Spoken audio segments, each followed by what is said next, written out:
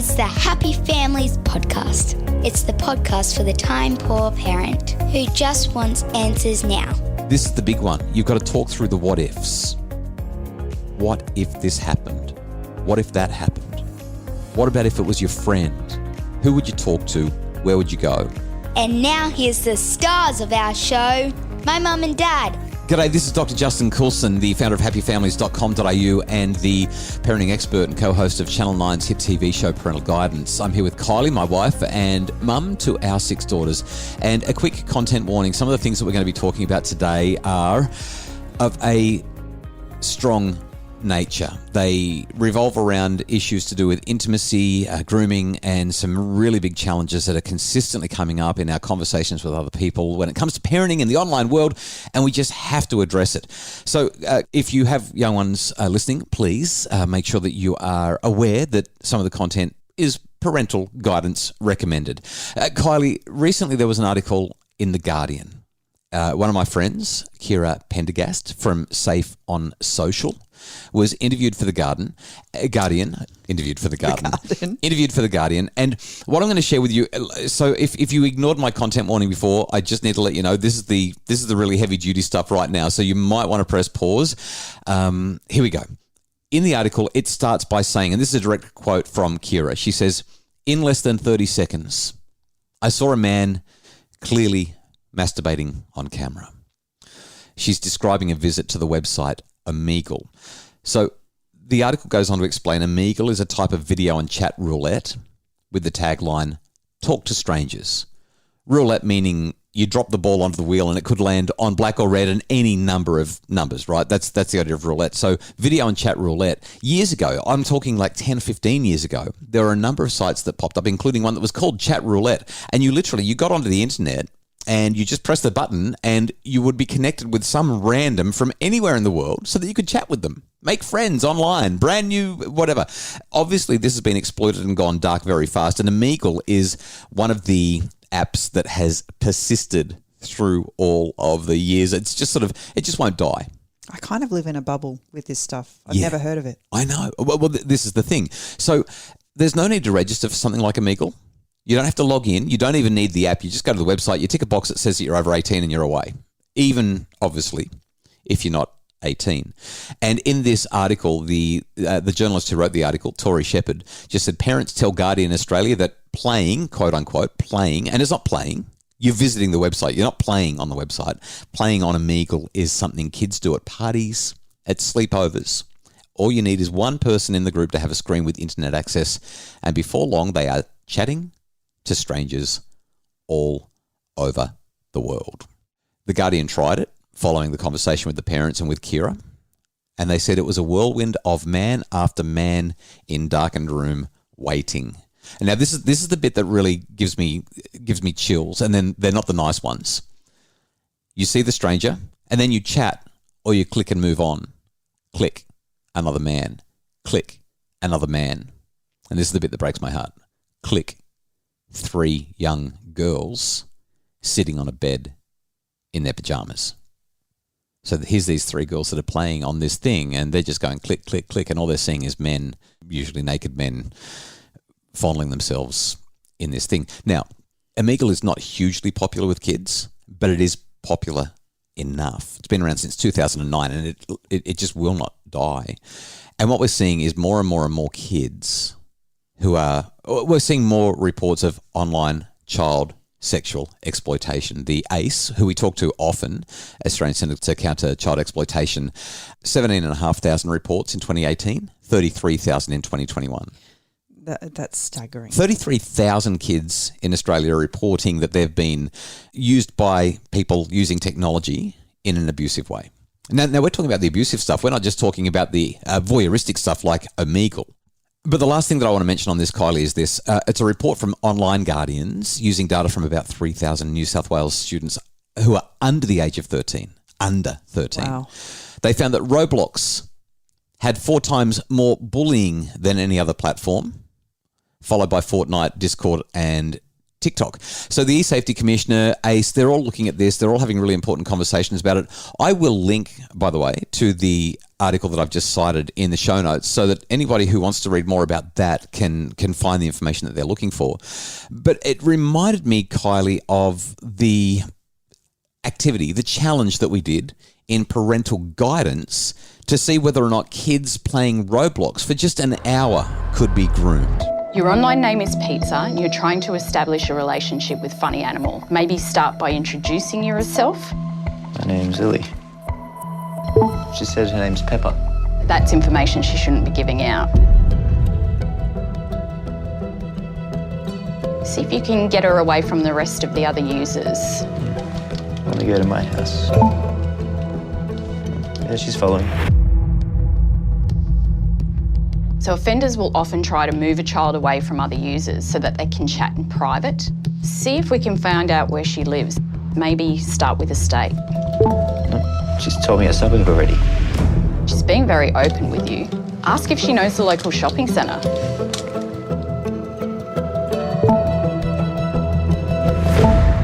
Yeah, she says she does.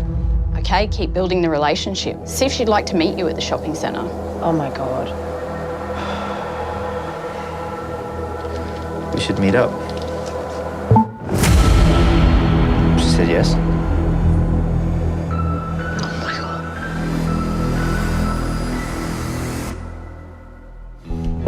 Oh, she just added me as a friend. So for offenders, this would provide an opportunity to continue building the relationship and perhaps arrange a real meet or exchange photos. They could attempt to locate her. They know her real name, her suburb, and her local shopping centre. It's really sad because this little girl just wants to play a game and meet some friends. So this isn't new footage for me. No, we're both sitting here weeping. But my body has responded so powerfully to this. Viscerally. And just for those who missed it and who have not yet seen this on the TV, this was episode 1 of Parental Guidance Season 2.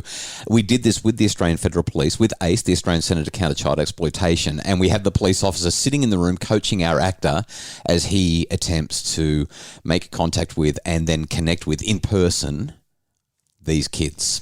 So interestingly, our family has in lots of ways, I'm going to say, dodged a bullet. Our kids have... And that's been by design. Let me be really clear about that. That's been completely because we have insisted that we don't have this stuff in our home. And while from time to time they have definitely, been at friends' houses and they have connected with games. And that's the big issue for families like us who say, oh, it doesn't apply to me. The friendships that they have mostly had have not revolved around screen time in that regard. Right. Like games. Yeah, exactly. But this is the central point that we need to ram home, and that's why I wanted to do this podcast today. I read Kira's interview in The Guardian. I reflected on what happened when it comes to digital kids, that activity that we did with the kids in Parental Guidance, and I just thought, you and I, we've raised kids in a context where we have minimised their access to and their exposure to games like Roblox or Minecraft. What Pepper's parents had done also. That's right. In fact, many of the families that were on Parental Guidance were in that situation. But then they go to a friend's house or they have the opportunity to be on the screen. And even if the conversations have happened, and this is the thing, the Lighthouse parents in Parental Guidance said, we've talked to her about this. Even then, they're still susceptible to approach when they're given the opportunity. I guess if I had never have watched Parental Guidance, if I actually hadn't have seen it happen like that, and if I hadn't have seen just how deceptive things are. So for me, I usually take things at face value. Yes. My kid's playing on the screen and just like Pepper, she's thinking, I've made a new friend and they live close by and I can catch up with them. And so while as a parent, I obviously wouldn't be overly excited about my child wanting to go and catch up with someone, in my mind, she's playing in a pool of 10-year-olds. That's what I think. Yeah. But the reality is seeing it unfold like that and recognizing that just because somebody says they're 10 is not the case. We don't live in that kind of world anymore. There's a great cartoon from Gary Larson who did The Far Side, and it's so quaint and yet so true. There's a dog sitting in front of a computer tapping away in a chat room. And underneath it, it has this little quote that says, on the internet, nobody knows that you're a dog. So you got this puppy dog that's pretending to be a person. And it's just beautiful and light and funny. But the dark side of that, the flip side is on the internet, nobody knows that you're a perverted adult who is trying to groom a 10-year-old. And as you read the article, you shared just simple acts that are being requested of our kids in relation to a simple game like Roadblocks. it's Roblox, R-O-B, not roadblocks. Isn't there a game Roadblocks? The kids play it all the time. No, it's Roblox, not roadblocks. I think you've just become your mum. This is the thing where, as parents, we've got to be across it. And I think the great challenge is we can't be across everything. And we can't be in our kids' space all the time. So I'm going to share 4 ideas that can help us to turn the anxiety into opportunity, because the tech world really does offer enormous opportunity.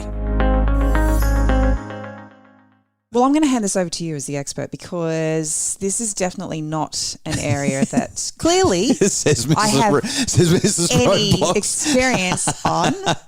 So what are your take-homes? Like, how can parents help pre-arm? That's what I want to use. Great word. Pre-arm Yep. our kids, because regardless of whether we're intentional about having it in our home or not, our kids are exposed to it. 100%. So knowledge is power.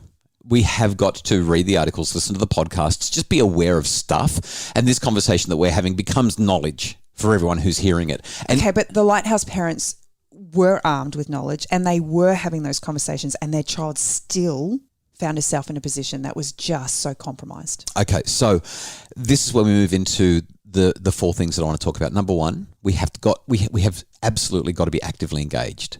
One of the things that we did was we intentionally stuck them in a room where there was no parental guidance. They were away from their kids. And so this is absolutely critical. With younger children especially, they have got to be on devices in places where we can be supervising, monitoring, and actively engaged. Number 2, we have got to develop processes together. And what I mean by that is we actually talk to the kids about the things that we're learning, the things that we're hearing, the things that they're doing. You probably remember in Parental Guidance, Kat, the honest parent, had a look at the iPad after the hour was up, after her daughter had also made some egregious decisions that put her in danger. And she said, "What's going on in this chat?" And her daughter was dishonest. So kids have got to know that they're going to be safe no matter what to talk to us about things that are going on. Did somebody try to take me off the platform to a different platform, maybe where there's encrypted messaging so that nobody knows what's going on? Did they invite me to play doctors and nurses? Did they start to talk to me about things that were inappropriate? We've got to have those conversations directly with our children, ideally in a pre-arming way, ahead of time, and then develop processes together. If you're ever in a game and this happens, what will you do? If you're ever at a sleepover party and someone says, "Hey, let's play Omegle, let's do this live video chat roulette and just see what comes up," what will you do? If you're at a sleepover or at a sports camp or school camp, or maybe you're on the bus on the way home from school and somebody tries to show you something on the internet that is not okay, what will you do? And you develop the processes together. You actually, I guess you do dry runs at home in the living room where it's totally safe and where they can make mistakes and you can say, how do you think they'll respond to that? What else could you say? And you start to guide them through the process. So number 1, active engagement. Number 2, develop processes with them. You and I, on the first Sunday of every month, we sit down with our kids and we have some tough conversations. First Sunday of every month, usually about intimacy, but sometimes about other things like what's happening online, which ties back to intimacy, whether it's pornography or grooming or whatever it might be. And it's having those monthly conversations about this sort of stuff that helps the kids to see that, number 1, you are actively engaged, you're monitoring, surveilling, supervising, and number 2, you're working through the processes together. Number 3, this is the big one. You've got to talk through the what ifs. What if this happened? What if that happened? What about if it was your friend? Who would you talk to? Where would you go? And then the hardest thing of all is my 4th and final tip, and that is you've got to stay on top of it. And the reason I say it's the hardest one of all is because we get busy, we get complacent, everything seems like it's fine, And you think you've had the conversation. And you feel like you've had the conversation. And you're like, oh, do we really? And the kids are like, oh, do we have to talk about this again? Like it can be painful. And I've noticed it probably with having had 6 children, there's almost this like, I feel like a bit of a broken record because I've been through it 3 times. But here's the thing. With 3 different kids. And now I've got to do it again. And in my head, it's almost like I've already had this conversation. Yeah, dozens of times with the first 3 kids. Why do we have to keep doing it with the later kids? But it doesn't even equate to the fact that we haven't done it with the 3 younger kids. It's the fact that I've had these conversations over and over and over again. And it's not until I sit down and go, oh, actually, we probably haven't talked enough to Miss 8 about this. One more thing that I want to say. A really understandable reaction to a discussion like this is I've just got to keep my kids off screens. They can never go near a screen. I'm certainly not going to let them play roadblocks. Well, I think the show did such a beautiful job. I'm not talking to you. I think the show did such a beautiful job of just highlighting how, in spite of that, our kids are in significant danger if we don't have these conversations. Beyond that, though, screens are going to be a part of their lives no matter what. And there are enormous opportunities and advantages to being screen literate. Our children need to know how this works because they will be using screens for the rest of their lives, almost certainly, except in very rare exceptions. So we're not trying to take away screens. We're not trying to take away relationships. We're not trying to take away curiosity, growth, experimentation, learning. What we're trying to do is harness it and direct it towards pro-social and positive outcomes. And I just don't want anyone to go and ban their kids from screens, full stop, end of story, but minimise their access to risks and dangers and then talk through in an actively engaged way with appropriate processes the what-ifs and the challenges and then stay on top of it. The only other thing that I can think of that is literally just come to my mind in something that we've done with our kids and been really intentional about, it's about that village mentality, but it's having conversations with the kids' friends' parents. Yeah. You know, so I would have conversations about what are the kids going to do when they come over and play at your place. We really try to minimize their screen time, or we make sure that our kids only watch these kinds of movies or things like that. Having those conversations pre-arms me about what's actually going to happen in the home. And if it's something that those families wouldn't normally do, it actually gives them I guess a guideline on what we expect.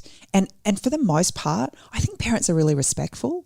They want their kids to have friends and good friends, and they want them to be able to spend time together. And they know if they kind of break that trust, that the chances of their children being able to hang out with your children is lessened.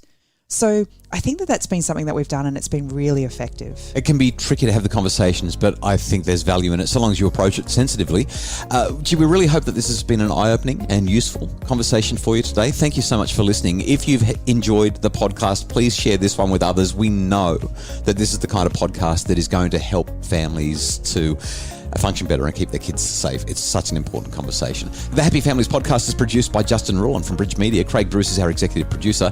If you would like more info about how to make your family happier, we would love for you to visit us at happyfamilies.com.au or check out our Facebook page, Dr. Justin Coulson's Happy Families.